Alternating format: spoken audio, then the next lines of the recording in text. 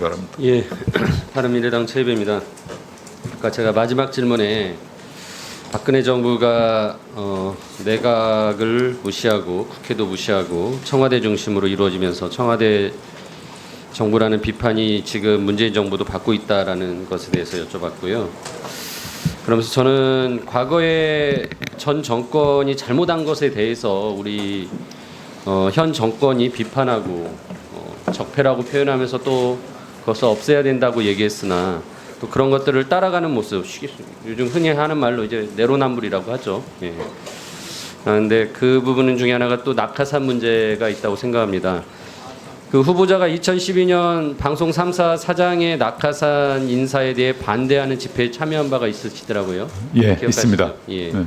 2014년에는 국가인권위원회 위원을 그만둔 것도 당시 낙하산 인사인 현병철 위원장 때문이라고 기사에서 봤는데 맞습니까? 네, 좀 항의성으로 국가인권위원을 사직했습니다. 예. 근데 저희 바른미래당이 작년 말로 문재인 정부의 공공기관 낙하산 인사를 집계를 해보니까 434명이에요. 일명 요즘 캠코더 인사라고 하죠. 예. 대표적으로 환경부 블랙리스트 사건은 지금 검찰에서 기소돼서 재판이 곧 열릴 예정이고요. 청와대 전 민정수석으로서 굉장히 책임이 있다고 생각하는데 이 부분에 대해서는 어떻게 생각하십니까?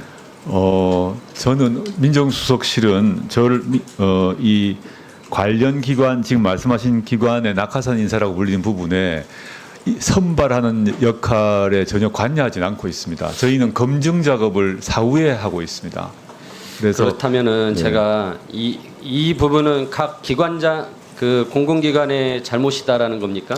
그게 아니라 저의 업무 관할은 아니었다는 말씀을 드리는 것입니다. 저는 그러면은 장관들의 그 청문 과정에서 인사 실패에 대한 비판들이 많은데 그 부분에 대해서는 어떻게 생각하세요? 제가 민정수석으로서 많이 반성하고 있습니다. 더 검증을 더 철저히 해야 된다 생각을 하고 했습니다.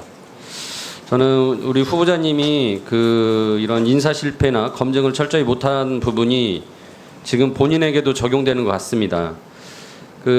가장 우리 국민들의 기본적으로 가지는 의무 중에 하나가 또 우리가 납세 의무하고 또 이제 남성인 경우는 국방의 의무인데 그것 좀 말씀드릴게요. PPT 좀 한번 띄워주시겠습니까? 장녀의 재산에 대한 현황인데요. 장녀가 2017년 8월 25일 처음 재산 신고를 했을 때 예금이 6,300만 원이 있었습니다. 근데 최근 서면 답변으로 2017년 7월에 장녀에 대해서는 면세 범위 내에 증여 신고를 했다. 증여세 납부는 없었고. 네, 그렇게 알고 있습니다. 그러니까 5천만 원 미만의 증여가 있었다는 거죠. 2017년 네, 그렇습니다. 쯤에요. 근데 그 뒤로 지금 19년도 현재의 채무 상황을 보면 전년도에 2,397만 8천 원이 있었는데 그게 사라져요. 그래서 결국은 딸의 재산이 3,900만 원이 18년도에 늘어납니다. 최종적으로는 네, 18년도에 딸이 3,900만 원 정도 재산이 늘어났는데 혹시 이 부분에 대해서는 증여세 문제는 없었습니까? 제가 관리하지는 않았고 잘 모르시죠. 예, 이거 제가 문제는, 여러 번 자료 제출을 청문회 준비단에 했는데 제출해주지 않으셨어요. 오늘 오후에라도 늦게라도 네. 꼭 저녁이라도 제출해 주십시오. 이거 제출 안 하면 저는 우리 후보자가 장녀 증여세 탈루 문제까지도 생길 수 있다. 이거 분명히 밝혀주시고요. 확인해 보겠습니다. 예. 세무사와 다 협의한 걸로 알고 있는데 전 상세히 모르겠습니다만 확인해 보겠습니다.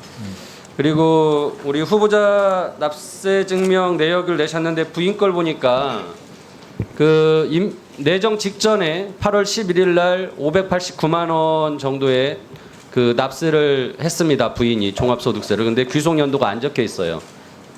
그다음에 19년 7월 10일 날 이때도 154만 원 정도의 또 지연 납부한 게 나옵니다. 이건 15년도 귀속분인데요. 그래서 총 740만 원 정도의 세금을 지연 납부하셨어요, 부인이. 네.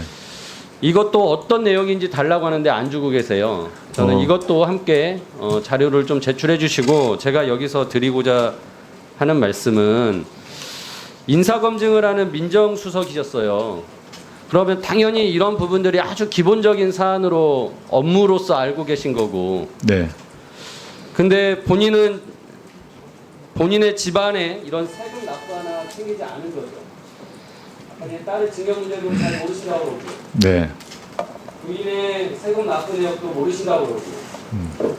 저는 어떻게 보면 우리가 야당이 지금까지 인사 실패, 무능한 인사 검증이라고 얘기했던 것이 여기 본인의 후보자에게도 그대로 나타난다고 생각을 합니다. 어떻게 보면은 모르겠습니다. 사법 개혁을 위해서 민정수석을 하셨을지는 모르겠지만 인사 검증을 해야 되는 민정수석의 역할은 제대로 못하신 것 같은데 저에 대해서 일단 저의 저의 처에 추가 납세는 스스로 납세 의무를 다하기 위해서 점검해 보니까 세금 납부가 안 된 걸 있어서 자발적으로 신고를 한 것입니다. 나쁘게 자발적이 아니죠. 예. 후보자로 되지 않았으면 안 내고 계속 탈세를 할 건데 한번 점검을 해 보니까 발견을 한 것입니다. 일부러 놓친 것이 아니라. 그러니까 점검한 것이잖아요. 그러니까 자발적으로 본다고 하면 네, 어폐가 있습니다. 네, 어떤 말씀인지 알겠습니다. 그리고 인사 예, 마무리하시죠. 답변 말해 주시고.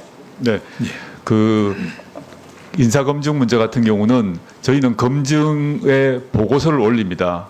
검증의 보고서를 올리면 그 검증의 결과를 가지고 인사위원회에서 결정을 하는 것입니다.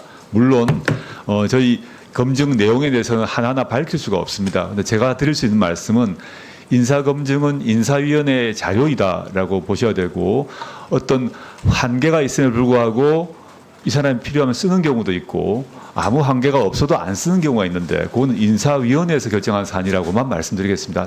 물론 제가 검증의 책임을 회피하겠다는 뜻은 아닙니다. 그렇지만 저희 시스템이 그러하다. 그건 뭐 문재인 정부만이 아니라 과거 정부도 마찬가지 시스템으로 이제 운영되어 왔다는 점만 말씀드리겠습니다. 예, 수고하셨습니다. 다음은 존경하는 백혜련 의원님 질의하시기 바랍니다.